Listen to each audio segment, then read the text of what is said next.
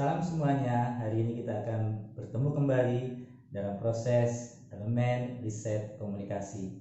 Sebelum kegiatan ini dimulai, mohon ada kiranya diberikan like, subscribe, dan masukan terhadap sajian YouTube yang saya sampaikan.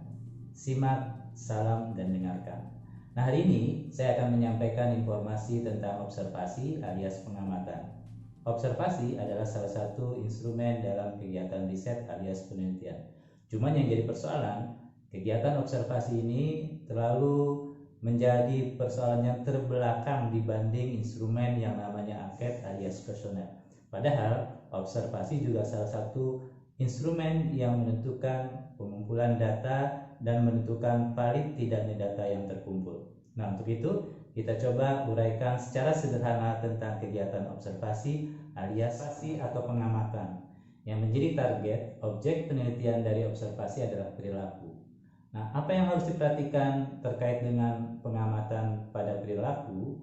Maka mau tidak mau peneliti harus mempersiapkan yang namanya konsep mata, telinga, dan aspek lainnya. Karena dalam proses observasi kita tidak akan bertanya, kita cukup mengamati, mendengar apa yang kita sedang teliti alias yang kita observasi. Nah, perlu diperhatikan, proses observasi ini tidak sederhana.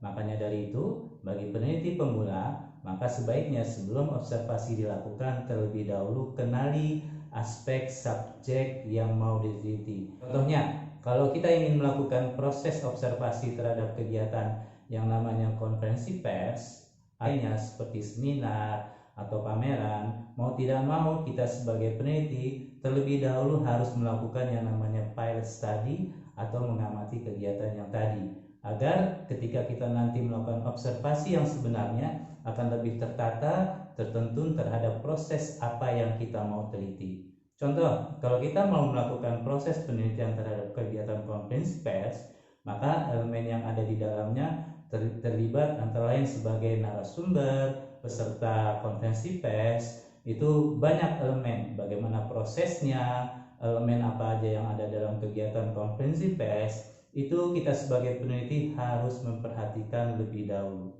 supaya nanti objek penelitian perilaku apa yang perlu kita perhatikan supaya tidak salah.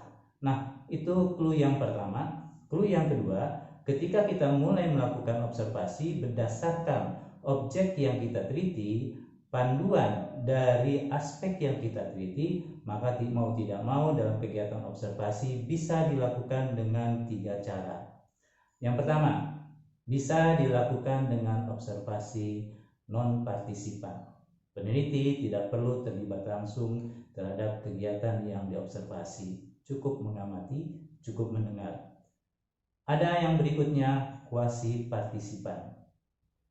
Pada kegiatan observasi yang kedua ini, dalam proses mengamati, peneliti bisa terlibat pada satu hal tertentu, tidak semua kegiatan dilibatkan. Jadi, ada momen-momen tertentu peneliti bisa ikut bergabung dalam aspek terhadap kegiatan yang sedang diamati. Yang ketiga, ada observasi partisipan. Dalam hal ini, peneliti terlibat langsung terhadap kegiatan observasi yang sedang dilakukan. Observasi ini memakan waktu yang tidak bisa diduga.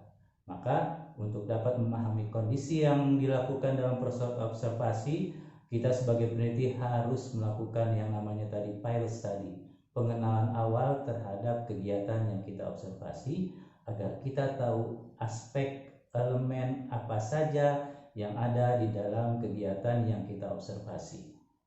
Nah, untuk itu, supaya nanti proses observasinya lebih tertata dan tertuntun, maka peneliti harus punya pedoman observasi.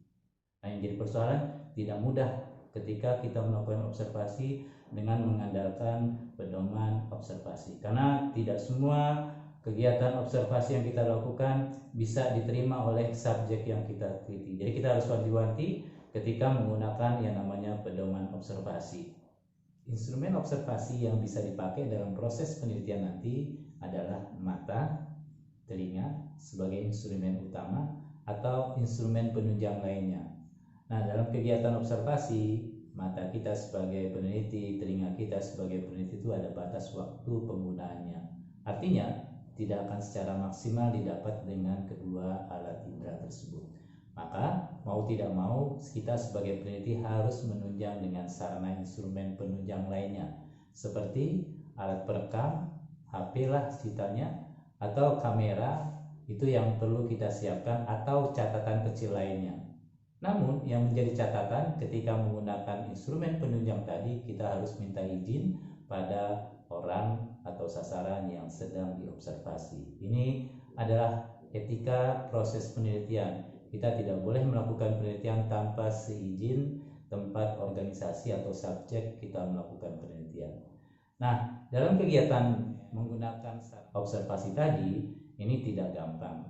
Jadi perlu diperhatikan, apalagi ketika kita menggunakan yang namanya kamera, yang namanya alat perekam, itu ketika sasaran kita sedang teliti, kadang-kadang dia akan merubah perilaku yang sebenarnya. Maka dari itu, kita sebagai peneliti harus pandai-pandai kapan sarana informasi, penggali informasi tadi digunakan. Kapan kita bisa menggunakan kamera, kapan kita menggunakan HP sebagai alat perekam, itu perlu kita siasati lebih dahulu.